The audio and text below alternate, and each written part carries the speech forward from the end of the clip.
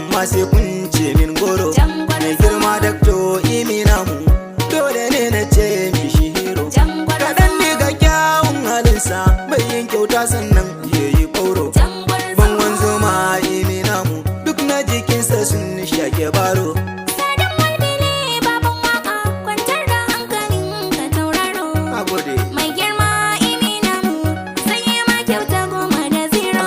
Sannan mai kuro si Ibrahim masoyinka ne imina mu.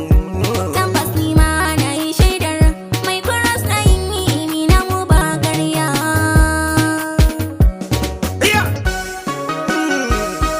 Dakto imina mu babu shakka ka gagare su.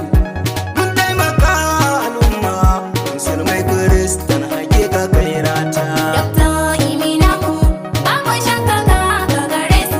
Mun taimaka wa al'umma musulmai Kiristan gwanin mu yayi rata. Dakto imina mu babu shakka ka gagare su. Musulmai Kiristan hakika kai rata. Dakto imina mu babu shakka ka gagare su. Mun taimaka wa al'umma musulmai Kiristan gwanin mu yayi rata.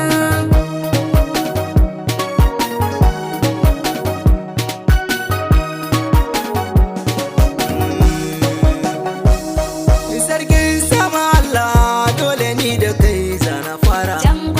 Kai ka bani basira na bidar gare ni ka kara.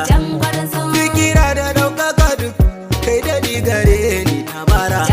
Ka koyina ya ilahu ka tare ni ka kau da lalura. Kuyan mu ba ku ta yin walka bubu wallahi ni ko ban da asara. Ni gashi nan mana yi wakar mai girma da imina mu ɗan gata. Can warzo. A koda yaushe ilahu na roƙon salati ganinka. Gun Mustapha shugabanmu dan yayi Allah da masu shirka. Ni na yarda shi ne zai cece ni ya so imina mu shi ko ya ɗauka. Kowa yana da gwaninsa ni fa nawa shi ne mai makka. Ya birni da Madina a sanadinsa zan tsallake sarka.